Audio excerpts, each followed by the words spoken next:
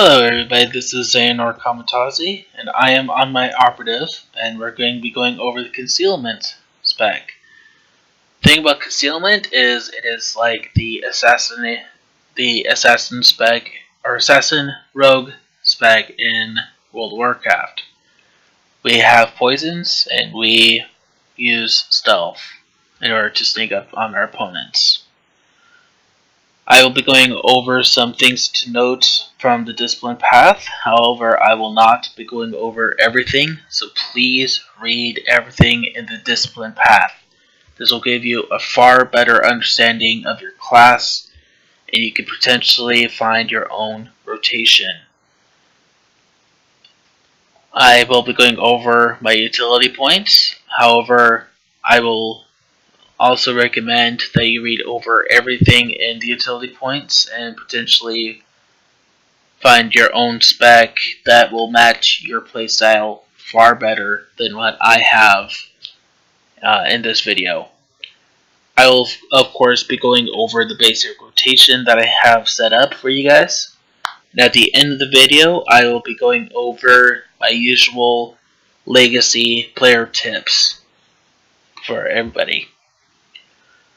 So to get started, I will be going over the utility points that I have ready for you guys. I have Chem Resistant Inlays, which will increase damage reduction by 5% under the skillful. I also have Imperial Weaponry, where Noxious Knives deals 25% more damage.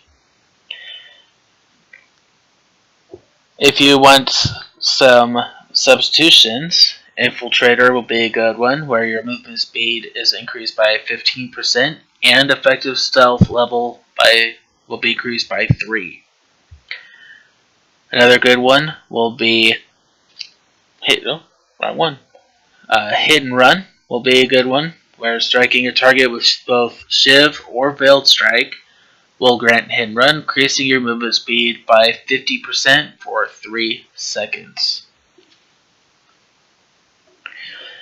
Under Masterful, I have curbing strategies, where Overload Shot and Noxious Knives will reduce the movement speed of targets that they damage by 40% for 6 seconds.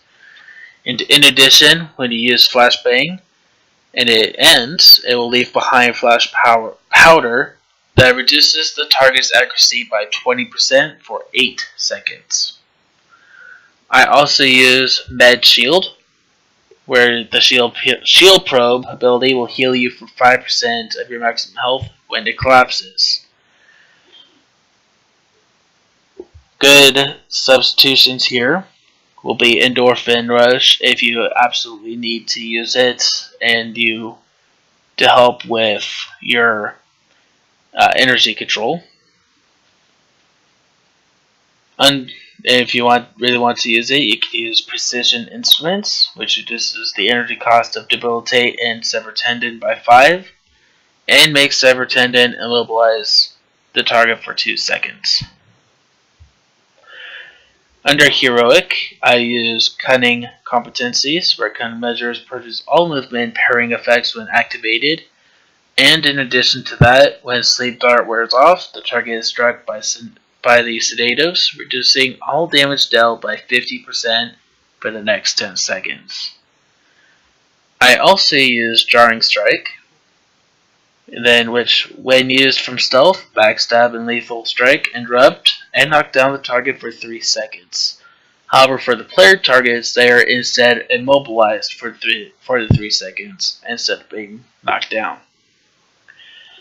A couple of the substitutions you can do here will be Escape Plan, which reduces the cooldown of Escape by 30 seconds, Shield Probe by 5 seconds, and Infiltrate by 1 minute. You can also use Imperial Tactics, which will cause your Severed Tendon to grant a tactical advantage. This is useful for some of the abilities. That way you can actually use them, as some of the abilities do require tactical advantage to use.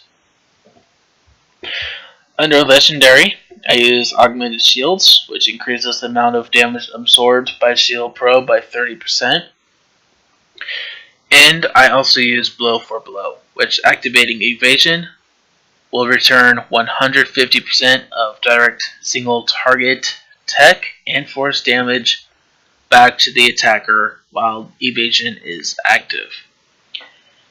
A good substitution will be revitalizers, which stim boost will also grant revitalizers, restoring 5% of total health every 3 seconds and reducing damage received by 20% for the duration.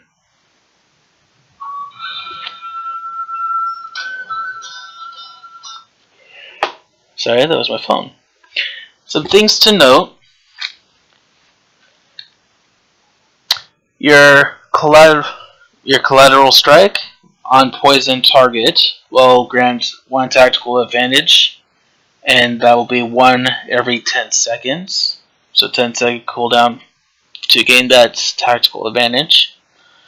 Your backstab will on a poison for poison damage will also grant armor penetration for 30% for 15 seconds. Laceration will increase damage on targets with will have increased damage on targets with acid blade caused by your backstab by 5%. So I'm sorry, I totally misread the backstab previous. So backstab will cause poison damage and armor penetration by 30% for 15 seconds. So that's my bad. Also with backstab, your range and tech crit chance will be increased by 5% for 15 seconds. And Veiled Strike will cause your target to be susceptible for 45 seconds, which increases the tech damage against that target by 5%. Volatile Substance will cause Revealing Weakness, where your next backstab will be able to be active, will be as if it was activated from behind, or activated from stealth.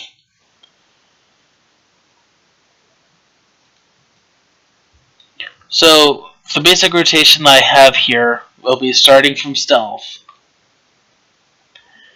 and then I'll be using backstab, followed by Veiled Strike, followed by Volatile Substance, followed by Laceration, Nauseous Knives, Crippling Slice, then my Corrosive Dart.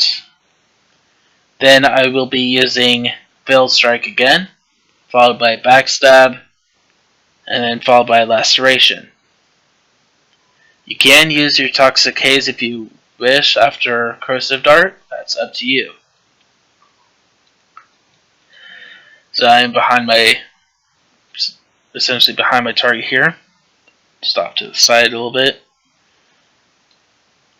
And it's from stealth, I use Backstab, followed by Veiled Strike, Volatile Substance, Laceration, Nauseous Knives, Crippling Slice, Corrosive Dart, by Veiled Strike, Backstab, and Laceration.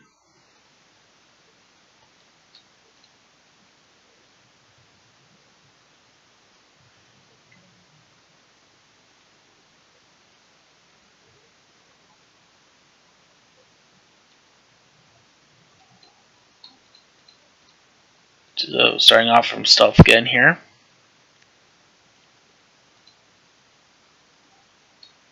Well, first off from stealth, play this a little different. We'll use Backstab, followed by Veiled Strike, Volatile Substance, Laceration, Nauseous Knives, Crippling Slice, Corrosive Dart. For those who want to use it, will be Toxic Haze, followed by Veiled Strike, Backstab, and Laceration again. This is the basic for getting started. After that point, you can play around and find what works better from there. Or hopefully your target will be dead and be able to start over from the beginning.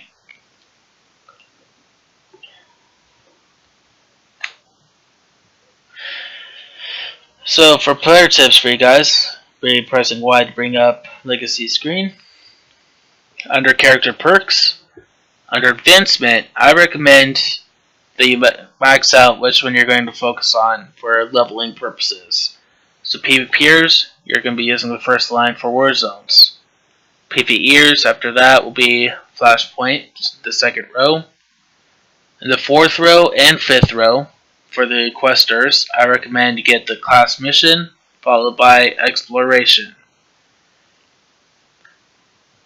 Both exploration and the class missions go beautifully hand in hand.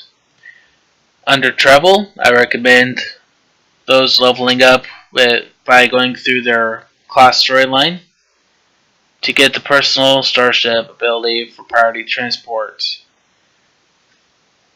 Let's say you just finished the heroic missions on the planet side and you are in the middle of nowhere. Instead of having to go to the closest flight path and take the speeder over to the spaceport, you are able to save time by clicking on the personal starship ability and be taken directly inside your personal starship. I also recommend getting the side planets such as the Black Hole or CZ-198. That way you can go use the personal transport is to go to the planet instead of trying to find it for the umpteenth time on your galactic map if you keep forgetting where it is. Under convenience, eventually you will want to get all of them because you'll be able to have a purpose through all of them in one way or another. However, for those who are low level and are just leveling up their character, I recommend getting your field repair droid. That way you could sell and repair anywhere, even after a difficult boss in an operation. I also recommend spending the 200,000 credits and get your field respec. That way you do not have to go to the fleet in order to respec every time. You could actually use your field respec and respec anywhere in most situations. About 98% of the situations. I apologize to those who are PvPers. You will not be able to respec in the middle of a war zone. The game will not let you. You will have to finish the war zone and be ported out to your last known location in order to respec then. The field respec is beautiful because it allows, as I just mentioned, in most areas you'll be able to respec anywhere and be able to switch between the DPS roles. You'll be able to switch to the healing role in the middle. Should be able to respec in the middle of the flashpoint in order to, as long as your group is non-combat, where let's say your healer drops group in the middle of the flashpoint and you're able to take on that healing role, you'll be able to switch out into the healing role and keep the group moving. Everybody's happy. Same thing if you are, let's say, a Juggernaut. You have the tank gear in your inventory. You're in the DPS role with DPS gear equipped. And your tank decides to drop group in the middle of the flashpoint. You are able to equip your tank role or your tank gear, be able to respec into the tank role, keep the group moving. Everybody's happy. Or at least happier, hopefully. Under Companion, I recommend you max out Legacy of Altruism to get the max benefit from the influence gained towards your companion from companion gifts. It's 10% per level. However, it's 10% of the original, followed by 10% of the first gain, then 10% from the second gain. To go hand in hand with altruism, I recommend maxing out Legacy of Promptness, which reduces the time taken to give gifts to your companions by 20% per level, which again, 20% reduction from default, 20% reduction from the first, then 20% reduction from the second. This will, when maxed out, it will reduce the time given to give gifts to your companions from roughly 3 seconds down to roughly 1.6 seconds, saving a lot of time if you happen to have a lot of gifts to give to your companions. Under Global Unlocks and then Other, I recommend having at least one of your characters to hit cap for the light alignment, at least temporarily. That way you can unlock the Unity ability. The downside to the Unity ability, you have to have your companion out in order to use Unity. However, the good side to the Unity ability, your companion and yourself will take half the damage for 15 seconds. The ability gives you a 50% increase to damage reduction for that 15 seconds. It is a lifesaver if you happen to be in a tough spot. In most cases, anyway. For convenience, I recommend that you max out the Legacy Fleet Pass. This will cause your Fleet Pass ability to have 0 cooldown. I also recommend that you work to capping out your quick travel, for which your quick travel ability will have no cooldown. And then lastly, if you decide to get the Personal Starship ability, get the improved Priority Transport Personal Starship capped out, because your Personal Starship ability will also have no cooldown when it's capped out. With all 3 of them capped, you're able to port around all day, and those grouped up with you who have cooldowns will struggle to keep up with you, and you will look like an elite pro as far as how quickly you level. I also recommend that you get tactical markers in case you happen to be the leader for operation or for flashpoints. You're able to mark out where you want each of the roles prior to the boss fight, and in most cases the boss fight will go a lot smoother instead of a chaotic mess for those noobs. I also recommend maxing out I recommend you get improved mounting, which allows you to mount while moving. I find this addicting. I love this one because I have a tendency to pull more ads as when I'm out on my own, especially where I need to be able to mount while moving. But it is very nice that we don't have to stop, mount, and then move again. It saves about a couple seconds. Now, as you noticed, I am on my ship, and I do have the operations training dummy as well as the Warzone training dummy, along with everything else. You do not have to have the ship unlocked. Everything is available on the fleet in one spot or another. However, it is nice to have the training dummies unlocked on your ship if you like to use them in peace and quiet and not in public with the elitist jerks. Anyway, that's all I have for you guys right now. Welcome to playing a Concealment Operative, and I wish you guys the best of luck.